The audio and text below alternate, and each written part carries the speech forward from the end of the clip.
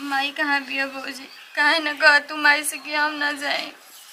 अरे बबी रोवा तनी, चुप रही, मत रोई।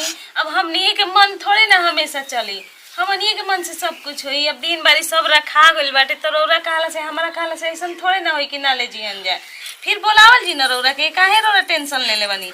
तू लोग बिना हमार मन ना लगी भौजी, हम कैसे रहम घर में? हमनियों के मन ना लगी, रौरा का लगता कि हमनी के खुशी बाटे, हमनियों के मन ना लगी, लेकिन जौन दुनिया के रीति रिवाज बताओ तो करही के ना पड़ी।